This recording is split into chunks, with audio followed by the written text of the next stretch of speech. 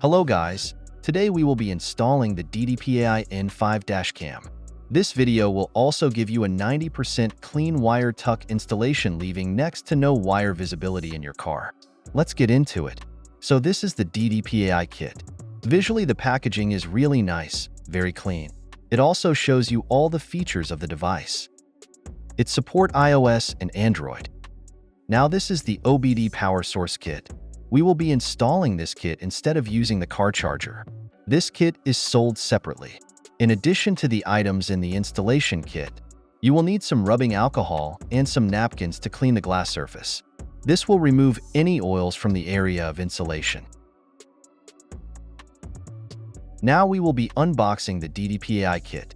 The fit of the kit is quite tight, so it will take some shaking and maneuvering to get the box open. Please bear with me, and the camera movement as I am using one hand to record while the other opens the box.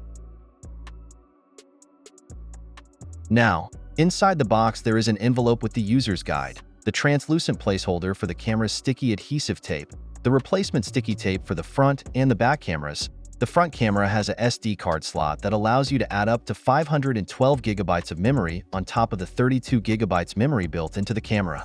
You will also notice the speaker and microphone holes on the device. The reset button is on the mount area where the sticky tape is located. This is important to know because when pairing the device, you will have to press this button to completed pairing. The camera lens has a protection film that needs to be removed. There is also the back camera and its wire connection, the main power cable with USB-C and USB-A input-output ends, and then the power wire for the back camera with an auxiliary plug-in. Then lastly, the crowbar for wire tuck and the dual-port DDPAI branded car charger with a clean black finish and a carbon fiber trim. Very sleek. This is the OBD power source installation kit. This kit was sold separately from the camera and provides a feature that gives you parking monitoring for up to 48 hours. It feeds power from the battery when the car is off to keep both cameras powered. DDPAI states that there is a fail-safe built and that protects your car battery from dying. The OBD plug-in end is a simple clip-on and built to exact fit for your car. Inside the package there are some wire clips with sticky adhesives tape. This is to aid you in holding up the wire ends after you have done your wire tucks, so to not have wires hanging down at your feet, as this can be dangerous while driving. Your OBD port is usually located on the driver's side next to the steering column protection trim above the pedals. Consult your user's guide in locating your OBD port.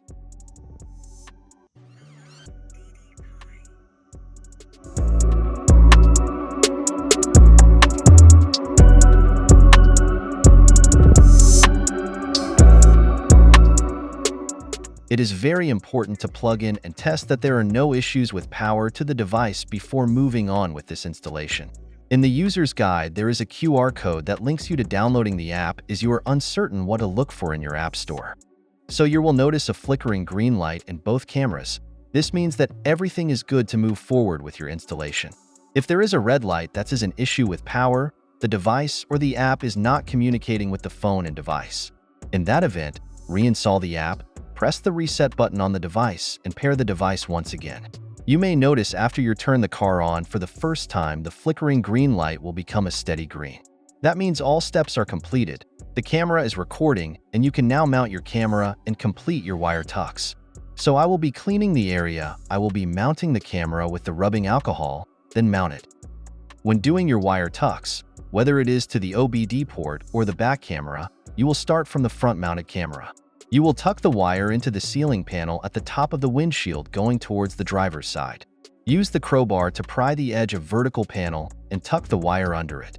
You will move to tucking the wire under the black rubber going down to the step, and then pry open the panel coming back inside the car towards the pedals. At this point you will be right next to the OBD port, and this is here you will reuse one of the rubber bands that held the wires together in the box to bundle the wire in one area. You must now use one of the wire clips with the sticky tape and mount it on the panel next to the OBD port and pin one string of the wire in it to secure the wire in one position.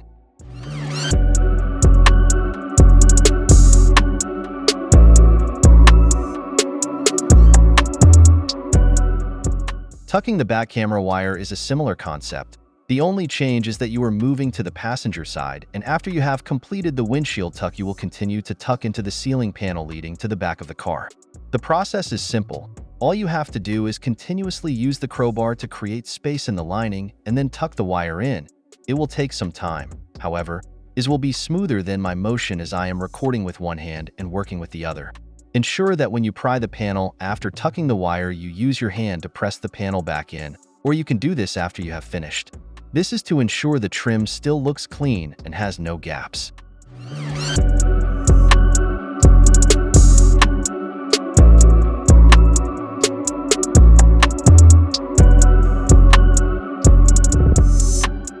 I had to move forward with the video as I was unable to use just one hand to install at the trunk. However, the same rules apply. You will tuck the wire in the ceiling trim towards the trunk. You will then tuck the wire between the ceiling panel and the black rubber going across the back towards the driver's side. When you get to the vertical column, pause your installation there. Close the trunk and from the back seat, position the camera in the most central location on the glass after cleaning it. Ensure the camera is facing the correct direction. Use your phone to view the camera's visual before permanently placing the camera. This is to ensure there are no instructions.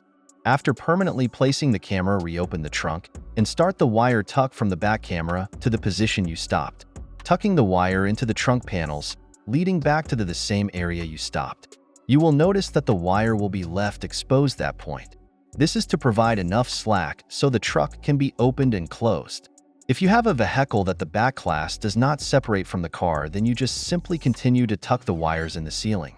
If you want to do a cleaner installation at 100% where no wire will be shown, you can pull a part of the ceiling where the clip is and thread the wire in through this.